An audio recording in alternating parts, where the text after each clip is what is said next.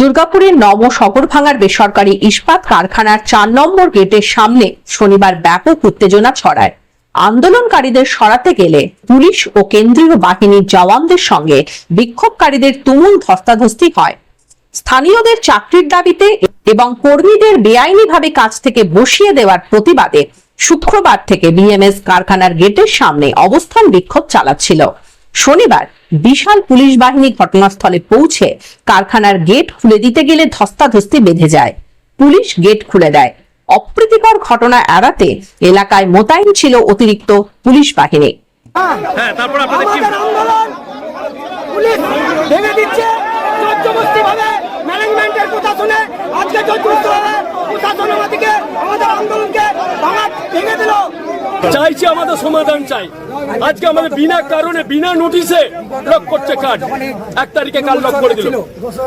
তাহলে 10,000 টাকা সংসার চলে নতুন করে তাও আমরা পড়ে আছি, যার নুন ভাত খাই পড়ে থাকবো। মা বাবাকেও দেখতে পারি না, তার জন্য ছেলে মেয়েও খেতে পারি না। তাহলে আমাদের এই সংসারটা চলে কি করে? তার মধ্যে আবার কাটটা লক। এই 55 বছর বয়সে আমাকে অন্য জায়গায় এখান থেকে যতই ডিগ্রি দুঃখ নেবে কি আপনি বলুন? আপনি তো ট্রান্সফার করলে আপনারা চলে যাবেন অন্য জায়গায়, আমরা কোথায় যাবো? আমাদের বয়সটা দেখে আগে রিজেক্ট করে দিবে। শান্তিপূর্ণভাবে আন্দোলন চালিয়ে যাচ্ছিলাম। আমাদের এমএলএ সাহেব যেভাবে ফোন করছিলেন যে ঠিক আছে ওয়ার্কম্যানটা ছেড়ে দেন, আমরা সেইভাবে ছেড়ে দিচ্ছি।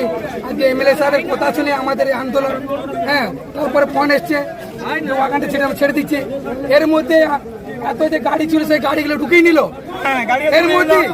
এর মধ্যে পুলিশ প্রশাসনের মধ্যে কিছু চক্রান্ত আছে যে ম্যানেজমেন্ট কাজ করছেন, কেন ওয়ার্কারদের উপর কেন হামলা করবে? ওনাদের জানা দরকার। এখানে এত ওয়ার্কার এখানে বসে আছে, তাদের কার লক করে দিয়েছে, গ্যাসের টাকা দেয়নি। তাহলে পুলিশ প্রশাসন যদি জনগণের যদি না কাজ করে তাহলে কিসের পুলিশ প্রশাসন? আমরা এই পুলিশ প্রশাসনকে কাজ জানাই।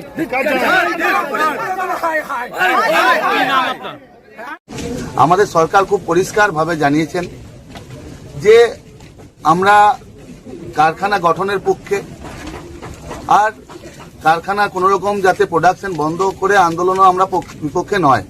আর তাতে এখানকার ম্যানেজমেন্ট ভেবে নিয়েছে আমাদের সরকারকে দুর্বল এবং আমাদের শ্রমিক ভাইদেরও দুর্বল ভেবে নিয়েছে। আর সেখানে স্বৈরাচারীভাবে কোনো কারণ না দেখিয়ে প্রত্যেক দিন 2-4 করে শ্রমিক ছাঁটাই নিরন্তর চলছে। তাই আমাদের এখানকার শ্রমিক ভাইরা যারা এই এলাকার বাসিন্দা রয়েছে তারা প্রত্যেক দিন গালি খাচ্ছে এখানকার যারা, আর তাদেরকে ম্যানেজমেন্ট ছাঁটাই করবে।